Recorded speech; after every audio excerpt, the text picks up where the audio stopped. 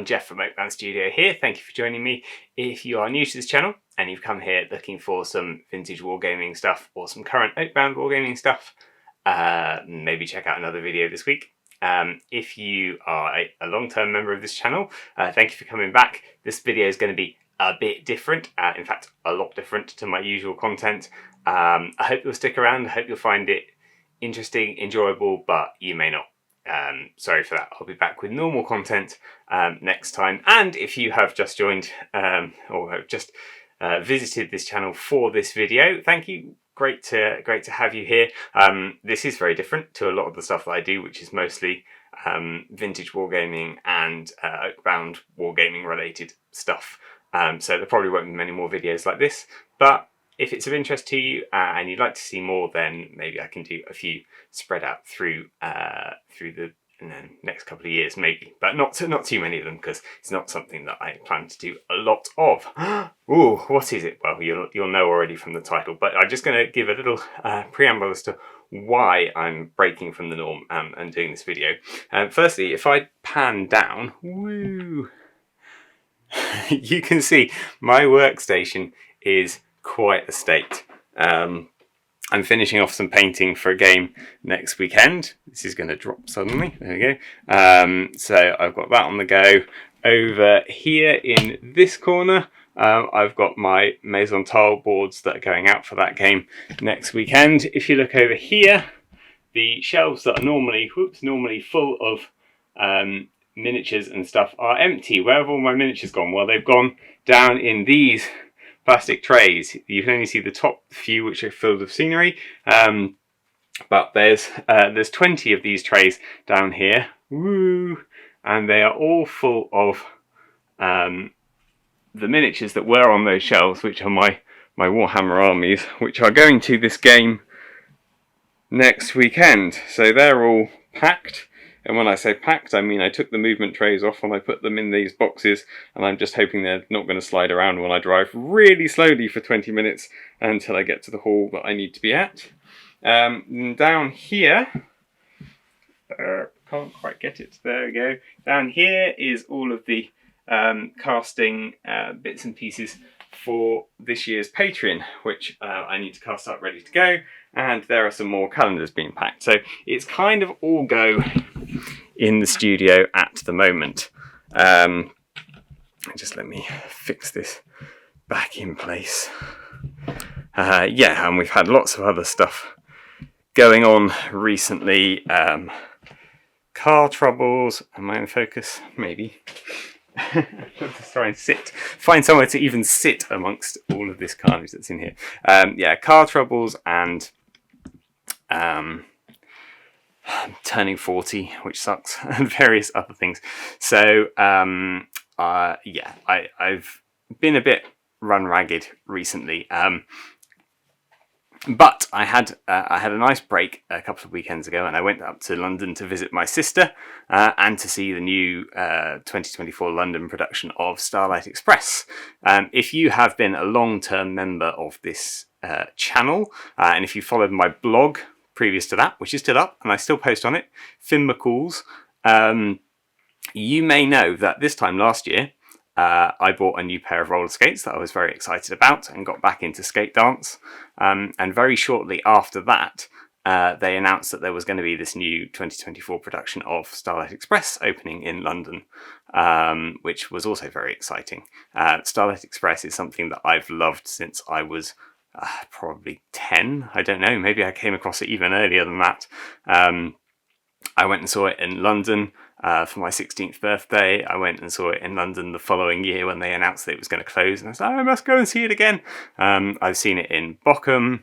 I've seen every tour version that's come out since, and I own all of the soundtracks, and I have covered all of the soundtracks on my blog. There's one of those like this random posts that's nothing to do with my wargaming hobby on there, sort of comparing all of the soundtracks, all of the cast albums, which I own.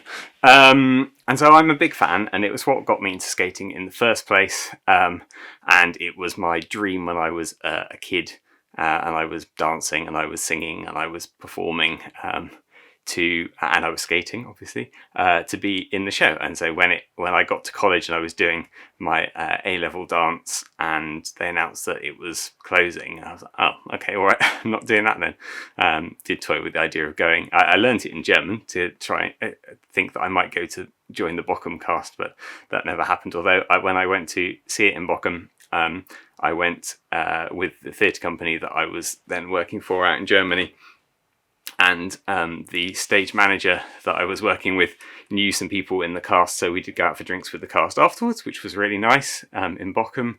And she has since been the deputy stage manager of the Bochum production, leaving there, I think 2021, I think she left the production there. So I have got some ties to that. And when it was in Bristol, when the tour came to Bristol in 2005, I think it was, 2004, 2005, I did go on set there, just have a look around, and the costumes and the props were so tatty. They were the old Broadway costumes and props, and they were really tatty. And I said, look, I'm a prop maker. Can I please tart these up, because they look awful?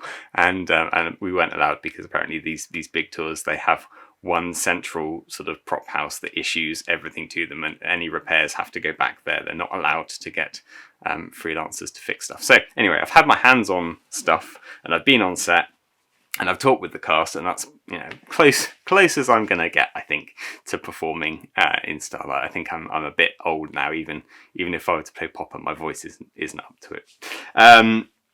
So that's my history with Starlight Express. It's been something that I've loved. It's a bit of a guilty pleasure, because I know it's not high art form, but as a kind of roller coaster ride with some pretty decent rock songs in it, I'm a big fan, and I love the original costume. So I got really excited when there was this new London production announced. I thought, I've got to go and see that. And they didn't put out any photos or any details. There was a sketch plan of the set, not just the seating plan, really, rather than you could see where the tracks were, but not any sense of sort of scale or decor or anything like that. And that's all you had to go on when choosing whether or not you were going to pay quite a lot of money to book tickets. So I was watching when tickets went on sale, and I jumped on there. I was actually teaching a class at the time the tickets went on sale, but I jumped on there half an hour later, and already it was booked up. I think it opened in June. Already it was booked up, the so-called affordable seats, affordable for my budget anyway, were booked up until October. So I thought, that's fine, I'll book in October for my birthday, and my sister and I, my sister's also a big musical lover, loves dancing, loves singing, loves performing, isn't a performer because you don't make much money as a performer, and she's a brilliant science writer and does much better job of that. But still loves to go and see the shows, and my wife, who is less of a musicals fan, but was willing to sit and suffer through it with me anyway. So we went up to see it, and I thought I would just give my take on it, as somebody who's a big fan of the show, or of Starlight Express anyway, if not necessarily this particular show, we'll get to it. And someone with a bit of background in theatre, but who really doesn't have an expert opinion. I don't know that anyone really has an expert opinion. I just thought I would give my opinion, because as a hobbyist, it's very easy to get into one particular vein and make that your entire being. And I was very aware last year, and a bit the year before, that I was spending all of my free time painting and sculpting and casting and occasionally playing games. And it's not my only hobby. I like skate. I like skate dance. So I've been trying to do a lot more of that this year. I like fencing. I haven't done any of that for ages. There's a historical fencing club near me. I might try and get back into that. I like playing the guitar, but I haven't picked up a guitar in ages. I like going to gigs and I like going to shows, and I don't do that very much. I was just spending all my time wargaming, and like that's not really a very healthy. You know, if it's a hobby, it should be you should be a bit broader with your hobby and diversify. So I've been trying to sort of diversify it a bit more, and so I thought, you know, why not bring some of that into the videos? Why not occasionally do a video like I did last year with my skates, which there's an update on, but this probably isn't the right video to do that. This is already going to be long enough without me talking about the new skates that I'm getting that are coming from America, that have been coming from America for the last 10 weeks and might be another 2 weeks to come, which I'm really, really keen to get hold of and hope I sized correctly. But anyway, this is not the video for that. I should get into the meat of things, really. So, the new production of Starlight Express, they gave out cast lists in April, May time, and big shock, of all of the characters to make female, they decided to make Greaseball a female character. And obviously this caused quite a lot of controversy. It's not an immediate thing that you would think that you would do, because the whole point of Greaseball is that he's this big, macho, chauvinist, misogynist character. And it kind of felt like they were trying to get rid of that aspect by making he a she, and I don't know, I feel like that's a bit kind of knee-jerk. You know, you're allowed to have characters that are unlikable. Greaseball is a baddie, right? He's not a likable character in the show. So although, you know, he's redeemed at the end, and that's another factor of it, but he's not a likable character, and his misogyny is a part of his not being a likable character. So I don't feel like it's something that should be shied away from. But anyway, they did a female Greaseball, and they decided that Elektra was going to be a non-binary, gender-neutral figure referred to as they, which kind of makes sense. I mean, AC/DC, the song that he sings is, they sing is very much kind of that anyway, and the fact that he's Elektra and the components, that there's a plurality to them in any case, so it doesn't matter too much. So that's what we knew going into seeing the show. Then they released some footage of the set, and it looked shiny and cool and full of video stuff, which was exciting, but also a lot smaller than the floor plans had suggested that it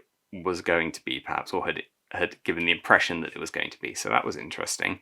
And then there were some clips that people had put on YouTube of the songs, some of the songs anyway, and of the mega mix at the end of the show, and there were a few sort of video reviews as well, all of which was tantalizing and really put me off. I was debating for a while that I wouldn't go and see it, because I felt like some of the changes that they'd made to it were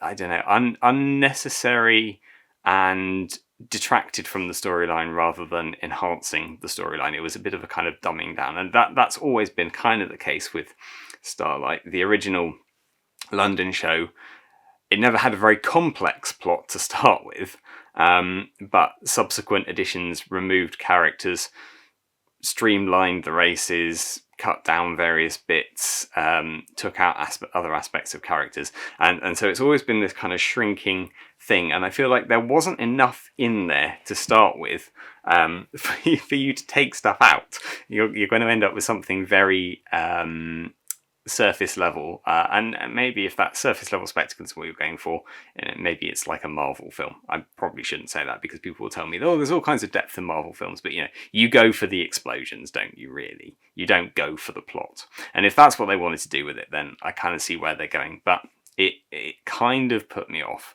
But I thought, you know what, I've booked the tickets now, I need a break, I need to go and enjoy myself, so let's just go and check it out. And I had been pre-warned of a few things that were going to make me sad, which I'll cover in a bit. So I was expecting them, and I was thinking at any point, I can just close my eyes and I can try and imagine that I'm back in the Apollo Victoria, watching the original, not the original cast, obviously I was born in 1984 when the original show was staged, so I never saw the original cast. But I can imagine the costumes and the performers from the original production whizzing around me, and I didn't need to do that, so that was good. So what I really enjoyed about the show was that the instrumentation was still really good. I was a bit concerned seeing the list of musicians. The Bochum list has the string section, has a full brass section. It's 20 odd performers. I think there are 5 musicians in this production. And I was a bit worried that it might feel a bit vacant without all of that instrumentation, but it didn't. They did a really good job. It was a very solid rock score as well, which I was loving, because I see Starlight Express basically as being a rock concert with a bit of narrative to it. If I were going to be staging it, I would have the musicians on stage in a protected area, but on stage throughout, as part of the show, and would have it very much as a rock-driven musical, and I think they did that. The Bochum production in 2016, they changed the orchestration of the Bochum production from a very solid rock score to a much more kind of dance, drum and bassy kind of score, and that's not my thing at all, so I was a bit disappointed by that, and I hope that they didn't carry that over. They didn't carry that over to the London one, not to the same extent anyway. They kept it as a very solid rock score, so I was grateful for that, and the guitars were really good, and the drums were really good, and the bass was really good, and the keyboards were really good, and really solid, and the singing, for the most part, was really, really strong. I went to a Sunday matinee performance, so an end of the week performance. The energy level was still high. I had nothing to compare it to, but I would imagine it wasn't any less than it usually is. It seemed to be a very high energy production, which is good because it needs to be. Congratulations to the cast for keeping that up. Especially Rusty's voice was very strong, Pearl's voice was very strong, and we'll come to that. Electra's voice was very strong. So a lot of the singing, spot on, very good. As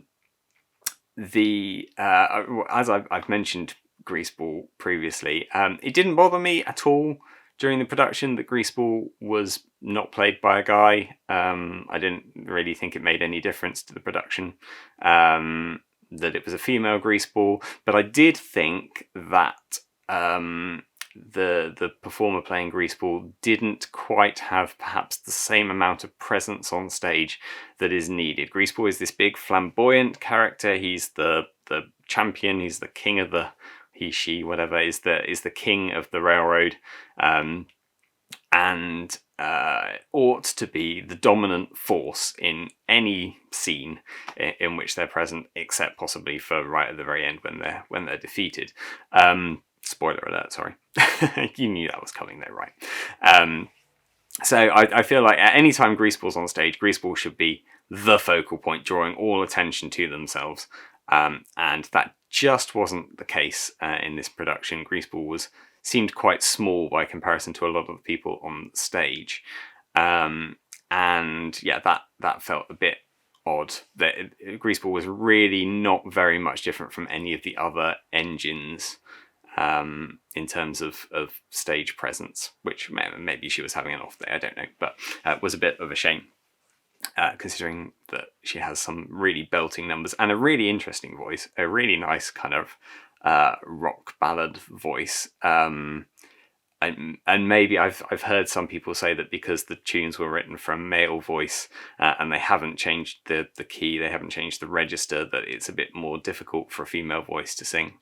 I don't know. I'm not a singer, so I couldn't speculate on that. But it was not as strong a performance as I would have hoped for one of the major characters. Electra had great presence, brilliant presence. One of the key moments of the show, to my mind, when the whole thing changes, is when you get the entrance of Electra and AC/DC starts, and the time signature is so different from anything previous. Everything else has been classic rock structure, and then you get this, I think it's 7/2 time beat comes in, and the original German production is interesting to listen to because it sounds like a Depeche Mode track. Suddenly there's this kind of really weird electronic beat that kicks in, and this completely different character emerges. And I feel like for some reason that was a bit lost in this production. Elektra himself, great dancer, great singer, great stage presence, really took over the stage when he was on there. Absolutely fantastic performance. But the entrance wasn't that kind of smack. In the original other productions that I've seen, there's this kind of power outage before he comes in, which is the electric train interfering with everyone else with his entrance, but also it's that a moment in the drama where everything just goes zoonk. What's happening? Here's this completely new thing, and there wasn't that in this production.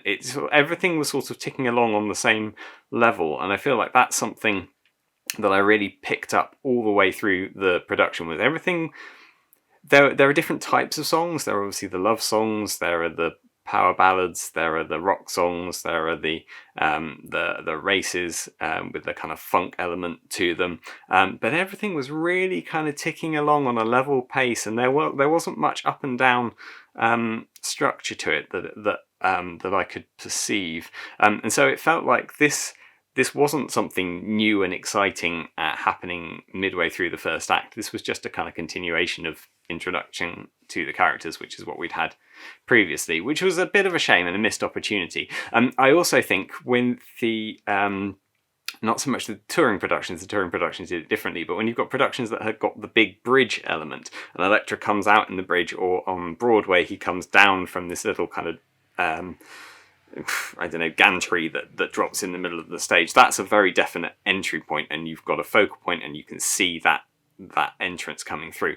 And there wasn't that. They did separate the ramps to give a kind of tunnel for him to come through, but it didn't quite have the same effect as something dropping down from above and being a very definite newcomer coming in. But the other problem was that we have already seen the components at this point in this new production, because they're on right from the start carrying flags for the various engines coming in.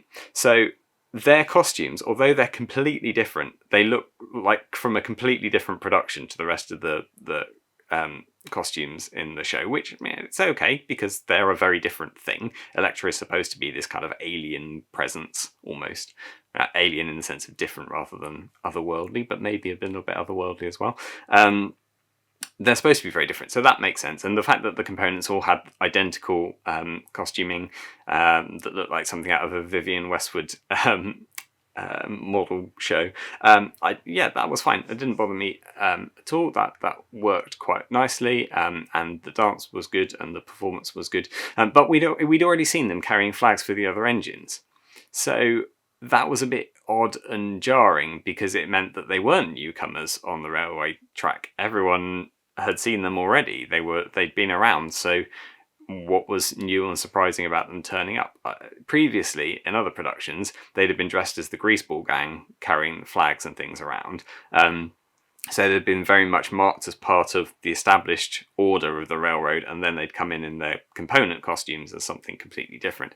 And because they didn't do that in this, it just meant that you didn't get that moment of, what is this coming in? This is something we hadn't seen before, because we had seen them before. We'd seen them before in the beginning and a few times since then. So that kind of ruined it a little bit. I was also a little bit put off by the big inflatable lightning bolts that came out of their shoulders. That was a fun moment, but I was just like, what, why? It doesn't look cool. It looks weird.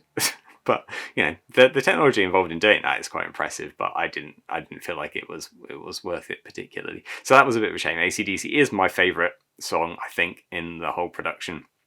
And various performers have done great things with it over the time, and this was also a brilliant performance of it. It's just a shame it was let down a little bit in the chronology of things by not making it this big surprise moment in the middle of the first act. On the subject of dancing, we've covered kind of singing. On the subject of dancing, I was hoping that with the kind of recent revivals in skating, that dance skating was going to be a big part of this. Skating got huge during the pandemic, apparently, although I didn't find out about that until afterwards. Obviously wasn't following the right channels.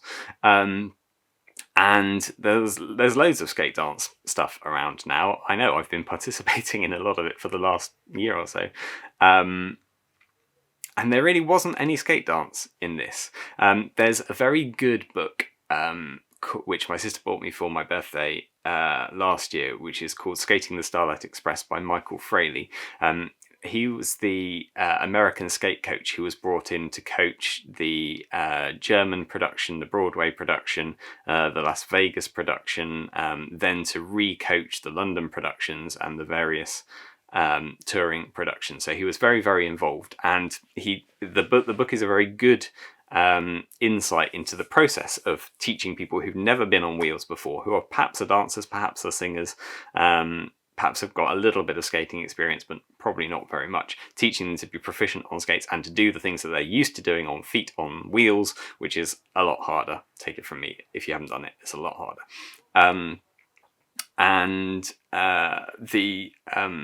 The previous productions, they've had a 3-month skate school. I think it's 2 months solid skating all day, every day, and then another month to learn the singing and the choreography alongside it. So there's a lot of work to get to be a good enough skater to be in the show, because it's an extremely dangerous show to be in. You've got people tearing around these tracks with very little between yourself and an audience full of hard chairs and people.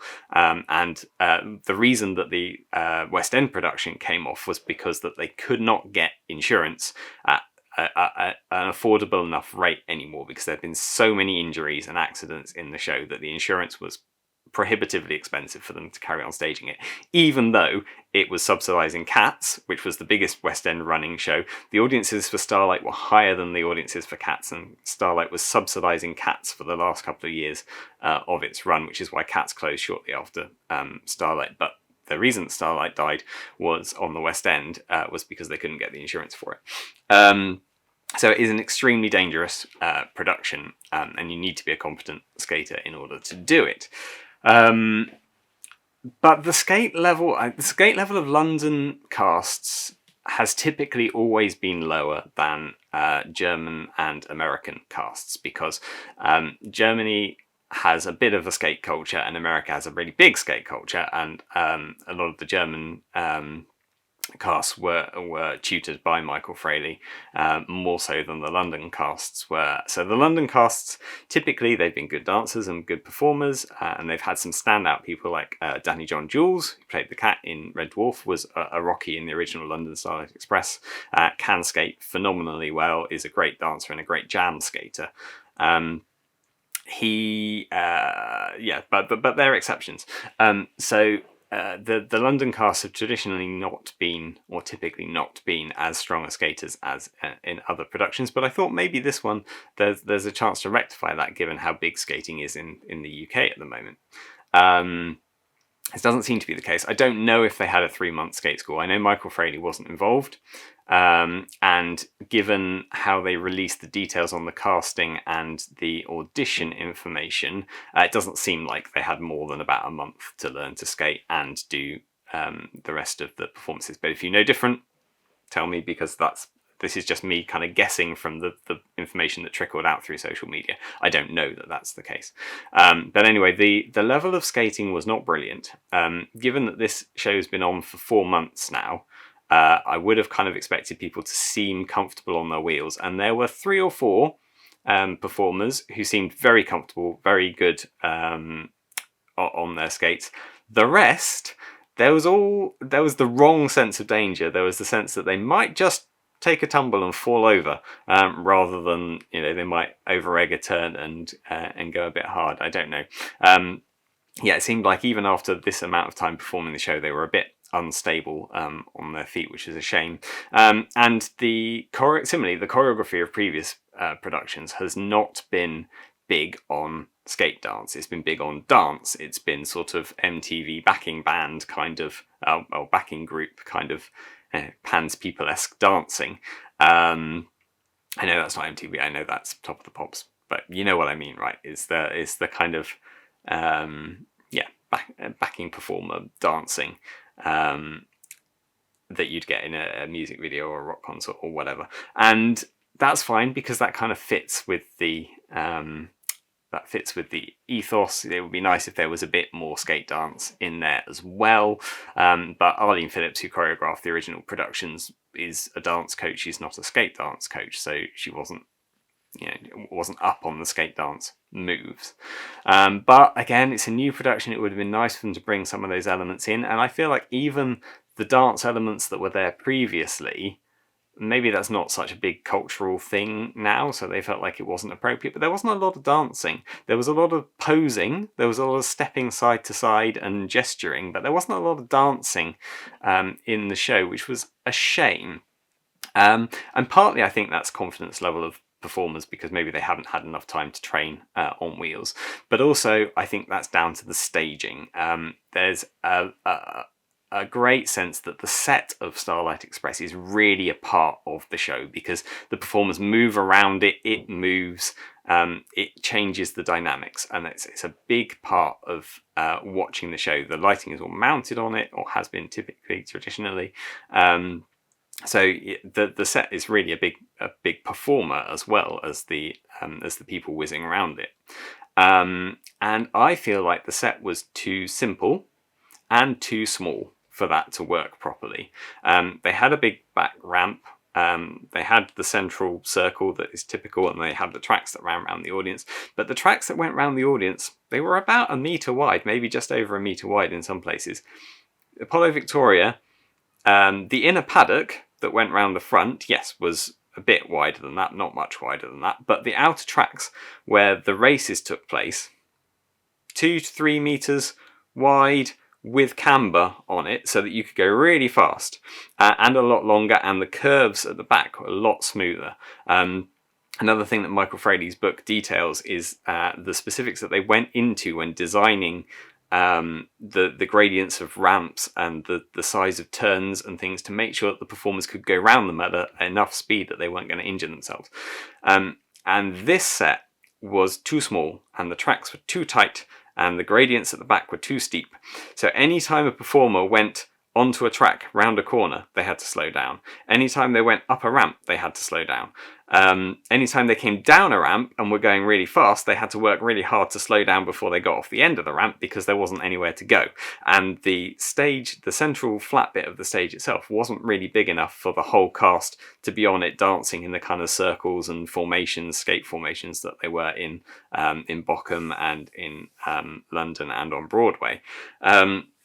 So I feel like they were really hampered by the confines of the set. When you get to the races and you're expecting this whirlwind roller coaster of people whizzing around you, that didn't happen. The races seemed very slow, very sedate in this production, and it's because there wasn't enough room on the track. You couldn't have engines and coaches racing side by side. Everyone had to go in single file because there wasn't room to overtake and to maneuver past people safely. So there wasn't the same level of kind of meeting and beating each other up against the railings while somebody else went past. There wasn't that level of drama. It was just people skating around the set at a fairly slow speed. So it wasn't very exciting, which is a great shame because that's, that should have been a massive part of what Starlight is about, and they were just hampered by not being in a big enough space. And I don't know if there's much that you could have done to make the Troubadour Theatre bigger. Maybe if they pushed the front of house bit a bit smaller. That was quite cavernous. I feel like they could have compressed that a bit more. And had a bit more room around the outside for some bigger tracks, but who knows. I also feel like the levels were lost. Again, nothing you can do with the theatre of choice necessarily, but it was a thing with the other productions where you're kind of, people are appearing from different levels and you're kind of constantly spotting where somebody is. With this case, everyone's coming in on the same level pretty much, so there's not really any of that. Starlight Express has always been one of these shows that changes its musicality over time.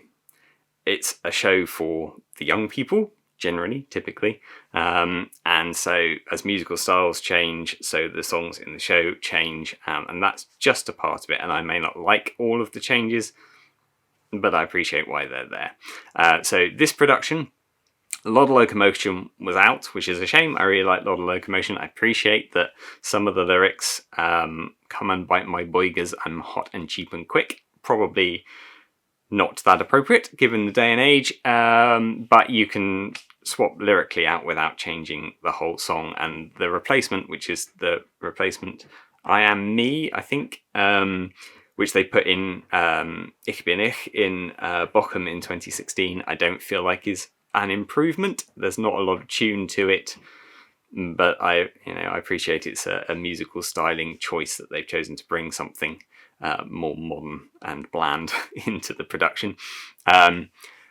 Also, Next Time You Fall in Love is out, which is a great shame because it's one of my favourite songs. I know it wasn't in the original production. I know it's a new Starlight Express Las Vegas era edition, but I do feel like it's a much stronger song than Only You, Only He, which was the original sort of closing love song. Its current replacement is the one that got into Bochum in 2016, was on the UK Third Dimension tour in 2005. It's the one written by Julian Lloyd Webber. I can't remember what it's called now. There's You, possibly, something like that. It's another bland, insipid, not a big fan of the Ariana Grande style, whatever it is. Yeah, not to my taste, and so I think it's a great shame, but I appreciate, that's just personal taste. I am pleased that they brought back Wide Smile, the CB Red Caboose song. Red Caboose having been cut from the London production when it was replaced with the new Starlight Express in 1992, but had been current in Germany, and I think still is current in Germany, as this character who's a really nice guy, and he's really sympathetic to everybody, and he helps everybody out, but he turns out to be a complete cad and a complete bounder, and the reason that trains go badly in the races and get wrecked, and he eventually ends up wrecking Rusty and destroying all of his hopes for being a champion, and reveals himself in this epic song, which previous iterations of CB and the Red Caboose have done stirring job with. And this is now the song of the character called Slick Oil, who's one of the replacement freight trucks. And I didn't have a problem with replacing the freight trucks. Character names are another things that have been changing throughout as the puns become not current. The original production had the Rockies, Rocky 1, Rocky 2 and Rocky 3, which is obviously significant because there were 3 Rocky films, and then there was a Rocky 4 in Germany when Rocky 4 came out, but who knows the Rocky, because they're box cars, right? So boxing cars, hence Rocky. But that's not really a current cultural reference now, is it? Unless they bring out another Rocky film. So they were replaced in more recent years with the Hip Hoppers, which... yeah, I don't like hip hop, but it's a current cultural pun, so it makes sense. And right place, right time. The Rockies jam skate dance sequence is another piece that was cut out. It was cut out in the Las Vegas production for time, and I think they've cut it again for time in this production. But it's a shame not to have it in there, especially as it was one of the few parts of the original production that had any actual jam skating skate dance within it. And now we've got these 3 freight trucks who are 3 different types of power. There's oil, there's coal, 4 trucks, sorry. There's oil, there's coal, there's logs, trees, and there's hydrogen. And hydrogen is the new thing and we'll come to that maybe in a moment. But Slick Oil sings Wide Smile. But the thing that is a problem with that is that these 3 freight trucks have very little to do with the rest of the plot line. And we've never seen Slick Oil be particularly nice or kindly towards anybody or helpful in any way. So again, it's one of those flat things. It's not this sudden twist of, this character that you thought was like this is actually like this. It's we don't know anything about this character, but now he's telling us that he's a nasty guy, but he's called Slick Oil, so we expect him to be a nasty guy anyway. So there's not really any dynamic to it. It's just like another song. So although the number is in there, which is great, it doesn't make a lot of... It doesn't change it doesn't give a dynamic to it. It doesn't change the flow of the show, which is a missed opportunity, I think. And part of this sort of oversimplification, we don't get to know a lot about any of the characters, so we don't really care a lot about any of the characters throughout. In the original production, there was this truck called Flat Top, who was a brick truck, and he was one of the freight cars, and we didn't really know very much about him. He doesn't have much of a pivotal role in the show. You could drop him from the show pretty easily, but he sides with the Greaseball gang, and he's got this kind of skinhead vibe to him, and so when he beats up Rusty, it's kind of like or when the Greaseball gang beat up Rusty for daring to challenge Greaseball, he gets in there, and it's kind of like, oh, he's got this kind of racist thing going on there. But then he brings back Rusty's helmet to him, and he says, oh, Rusty, just give it up. You're not ever going to win. But he actually wants the best for Rusty. He's not this evil, nasty character. He's just going with the social pressure. And so things like that are really nice little character moments that you don't get in this production because you don't know anything about any of the characters. They've even whittled out the national engines, so you've got coloured engines now. I guess they don't want to give offence culturally by using cultural stereotypes, but what they've done there is stripped out the essence of the trains that were in it. So this is a show about trains. It's a show for people who like trains, possibly, but if you're not referencing the Union Pacific, if you're not referencing the Shinkansen bullet train, if you're not referencing the TGV, the Orient Express, the Train à Grande Vitesse, the TGV, if you're not the sorry, that's my cat. The bullet train. If you're not referencing any of these big engines in history, then you're doing a disservice to people who actually care about trains and are interested in trains, and it's more kind of loss of the character of the thing if you're not representing these trains. So anyway, don't really care about Slick Oil, and Hydra is another character. He comes in with this kind of irritatingly catchy but totally vacuous, vapid, don't know, totally nonsensical little drift about hydrogen, and shush. He's sad because his mummy is away today delivering a painting to Sidmouth, and he's not getting his slippers. Yeah, it kind of turns the whole thing a little bit into a hey, we can't say that steam is great because steam is environmentally damaging, so we need to find another way that water is good, so we're going to bring hydrogen in, which I totally get, but this is not a show that is about environmentalism. The show has never said, hey, let's do steam because steam is clean and great. It's about the romance of steam, and it's about the ethos of, not the ethos, I don't know, it's about the character of steam. There's something romantic about a steam train, and that's why the steam is a big factor in it. And there's something powerful and impressive about a diesel train. There's something cool about an electric train, so that's why you've got these things. But they're not saying, hey, this one is better than this one. They're just taking the characters and putting them into this fictional kind of race scenario. It's not a commentary on what we should be powering our electrical grid or whatever on. So I feel like it's a bit unnecessary, and it doesn't really add anything, and it bogs everything down. So I would do without the whole hydrogen thing. Yeah, this is essentially, I think, the core of the thing, that they've missed what this show is about. This show is not about what's the best power for trains for society. It's not even about trains, although I like the train references that are in there. This is essentially, it's like a High School Musical coming of age thing. It's about dynamics of relationships and power within relationships, and I don't feel like we get very much out of that. Now let's take Dustin for an example. Dustin is another of these minor freight characters that you don't see very much, but he plays an important part because he is the coach that Popper, in this case Mama, would race with, and proves too heavy a load for her, burns them out, and that is eventually the only coach that will race with Rusty in the final and proves to be the successful pair. Dustin's not in this. He could be said that because he's a large overweight character, they've cut him out for fear of representing a large overweight character who's then taken the mick out of by the other characters. But actually Hydra is referred to throughout as being too heavy, but his costume doesn't represent it. He's got the same costume as the other trucks, so it doesn't really read that way. But if you'd have a coach who is heavy and big and perhaps overweight, and then is taken the mick out of from the other characters. But actually, because of their faith in the engine pulling, they're the one that ends up triumphing. That's not painting that character in a bad light.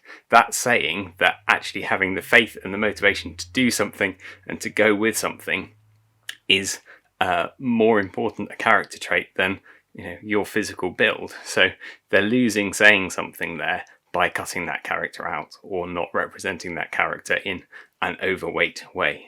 This production is the first production that has shown Pearl and Rusty meeting for the first time.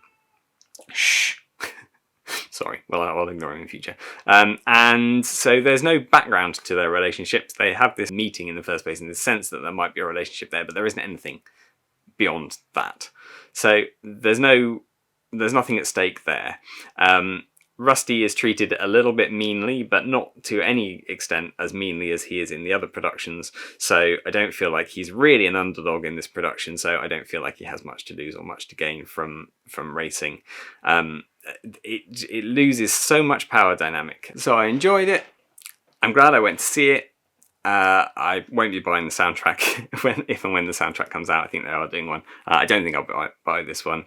I won't be going and seeing it again. And I think it was a bit of a wasted opportunity. I think if they were going to bring Starlight back as a sort of semi-permanent fixture, you need a big enough space to do it. You need to give the cast enough time to get confident on their wheels to do it. And you need to understand what the show is about. And I know it's a new production, they've made it about a different thing, but I feel like they've kind of taken the social dynamic and they've stripped all of that out because they're afraid of offending people or saying things that may be held as the wrong things to say in this day and age, or just that they don't feel like they're appropriate. I mean, they've changed the lyrics to "He'll whistle at me" to be all like, "Oh yeah, you shouldn't whistle at people, but it's okay if it's between the two of us." Which it seems, if you're going to do that, just reword the whole thing or cut the whole thing. You don't try and make it a social commentary about something which isn't there. It's not. The things that they've done to sort of try and bring it into a what I don't want to call it a woke world, because that will get read as me saying, "Oh, it's woke," and that's an insult. I would consider myself quite woke. I'm quite liberal. I'm quite open-minded about things and pro people as just people. But I feel like they've put in a lot of stuff that doesn't need to be there. They've taken out some stuff that they think is on dubious ground, but which actually makes the show more interesting and say more from a social dynamic perspective. That's